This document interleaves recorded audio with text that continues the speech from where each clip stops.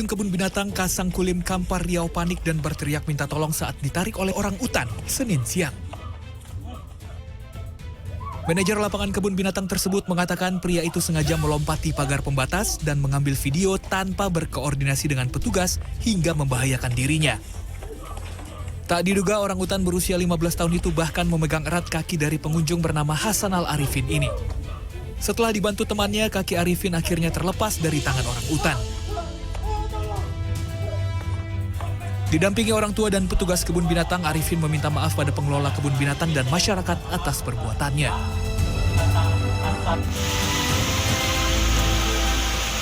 Seorang pemuda tewas setelah terjatuh dari atas tebing air terjun Coban Kebo Glundung, Pasuruan, Jawa Timur, Selasa siang. Jasad M. Rois Wibowo, 39 tahun, ditemukan warga, polisi, dan tim SAR sudah tak bernyawa sejauh 150 meter dari lokasi jatuh. Menurut warga, korban tidak mengetahui medan hingga akhirnya terpleset dan terjatuh dari tebing setinggi kurang lebih 50 meter. Proses evakuasi korban berjalan lama. Kondisi medan yang sangat terjal dan licin membuat evakuasi berlangsung cukup lama. Jasad korban selanjutnya dievakuasi untuk dibawa ke rumah sakit umum setempat untuk selanjutnya diserahkan kepada pihak keluarga. Tim Liputan CNN Indonesia.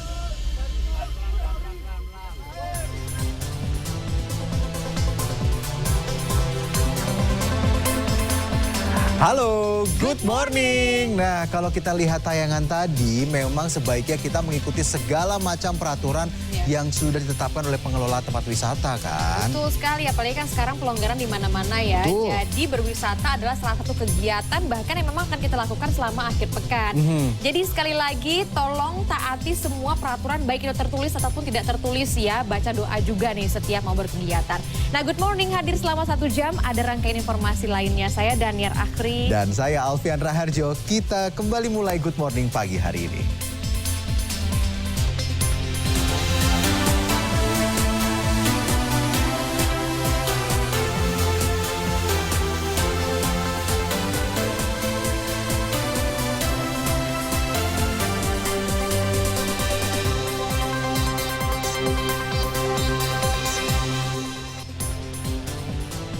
Selanjutnya, ini ada berita terkait dengan kecelakaan lalu lintas antara truk dan minibus yang terjadi di Jalan Cagak, Nagrek, Jawa Barat.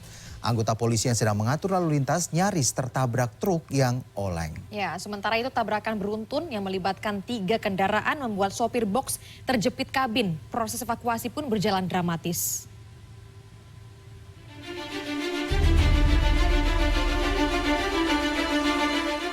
Seorang anggota kepolisian dari Polsek Nagrek tengah mengarahkan minibus mundur karena salah jalan pada Senin siang di Jalan Cagak, Nagrek, Kabupaten Bandung.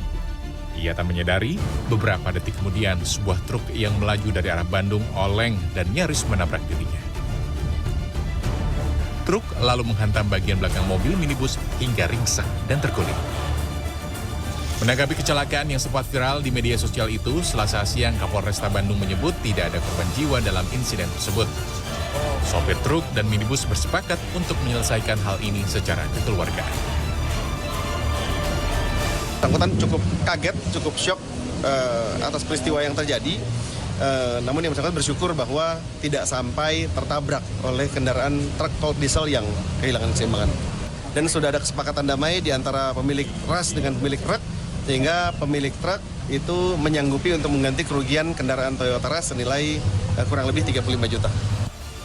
2 kendaraan yang terlibat kecelakaan yang sempat diamankan di Mapolsek Nagrek juga kini telah dibawa oleh masing-masing pemilik untuk segera diperbaiki.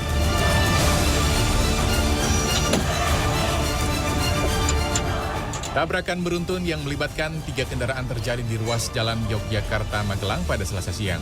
Tak ada korban jiwa dalam peristiwa tersebut, namun sopir mobil box sempat terjepit kabin. Sopir bernama Ibnu Gunawan, warga Kampung Gampingan, Kota Yogyakarta, berhasil dievakuasi petugas SAR dan pemadam kebakaran Kabupaten Magelang setelah proses selama 45 menit. Dan akhirnya kurang lebih sekitar 45 menit untuk berhasil dievakuasi dengan kondisi selamat dan dibawa ke rumah sakit. Hingga Selasa, tabrakan beruntun yang melibatkan mobil minibus, truk box, dan mobil box masih ditangani Satuan Lalu Lintas Polres Magelang.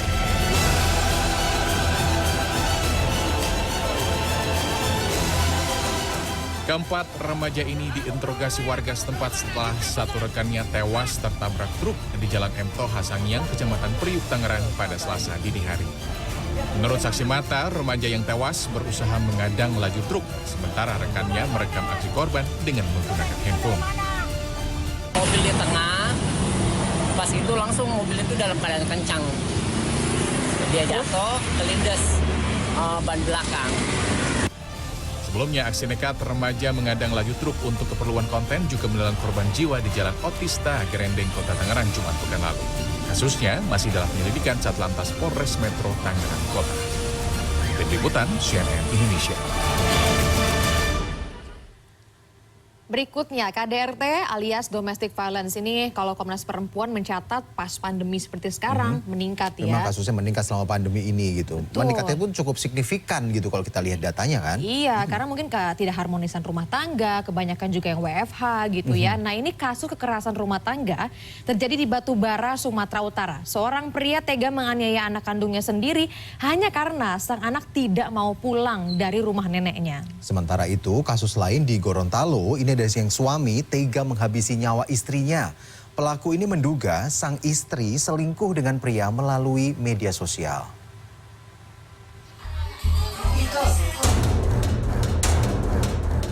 Inilah rekaman video amatir saat terjadinya aksi kekerasan yang dilakukan AR terhadap anak kandungnya yang masih berusia 7 tahun. Meski sang anak memberontak dan berusaha melawan, namun pria 45 tahun ini tidak menghentikan aksi brutalnya. Peristiwa KDRT di Desa Sukamaju, Kecamatan Tanjung Tiram, Batubara, Sumatera Utara pada Kamis 2 Mei lalu ini terungkap setelah viral di media sosial. Nenek korban yang ditemui Selasa siang mengatakan kekerasan tersebut terjadi di rumahnya. AR emosi karena korban menolak diajak pulang ke rumah. Dia memanggil anaknya nih kan, memanggil anaknya, dia anaknya nggak mau, nggak ada.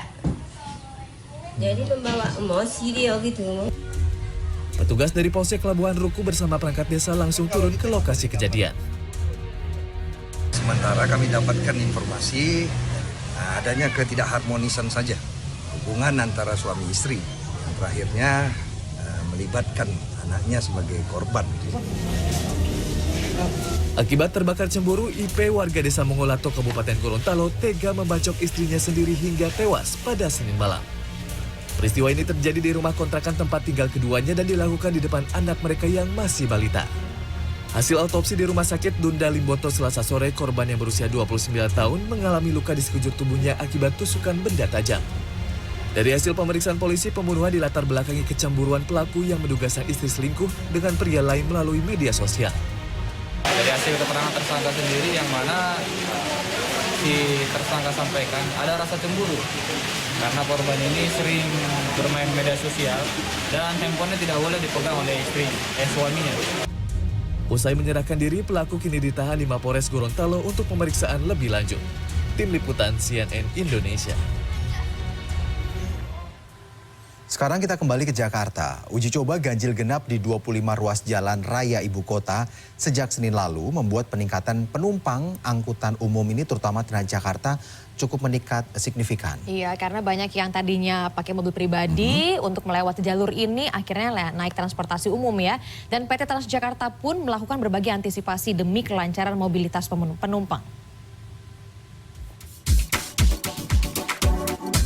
Uji coba perluasan ganjil genap untuk plat nomor kendaraan bermotor di 25 ruas jalan raya Jakarta pada 6 hingga 12 Juni 2022 membuat kenaikan jumlah penumpang kendaraan umum.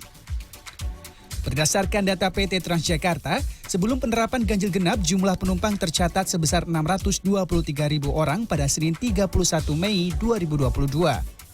Sejak penerapan ganjil genap hari pertama pada 6 Juni lalu, jumlah penumpang tercatat naik menjadi 650.000. Dan pada hari Selasa siang 7 Juni ini tercatat meningkat menjadi 670.000 penumpang.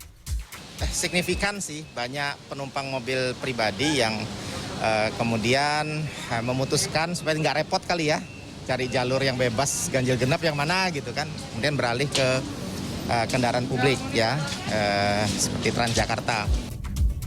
Kenaikan jumlah penumpang yang mencapai 47.000 orang per hari membuat PT Transjakarta mengaktifkan kembali 3 rute, yaitu Depok BKN, Cinere Kuningan, dan Bekasi Timur Semanggi. Selain itu ada penyesuaian waktu operasional armada dari pukul 5 pagi hingga pukul 10 malam dan perubahan titik pemberhentian akhir rute Senen Bundaran Senayan dan Kampung Rambutan Pancoran.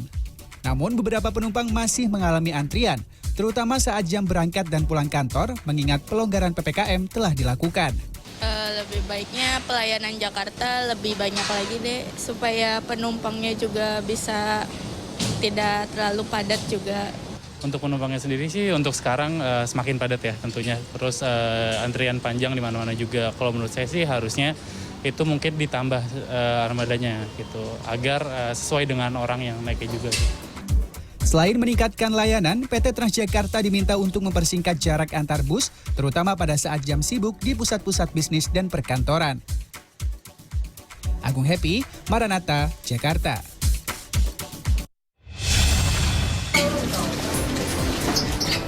Berawal dari hobi, seorang warga di Madiun, Jawa Timur berhasil mendapat hoki dari bisnis jual beli iguana. Ya, puluhan juta rupiah bisa dikumpulkan dari usahanya ini. Nanti kita akan lihat ya informasi lengkapnya usai jeda.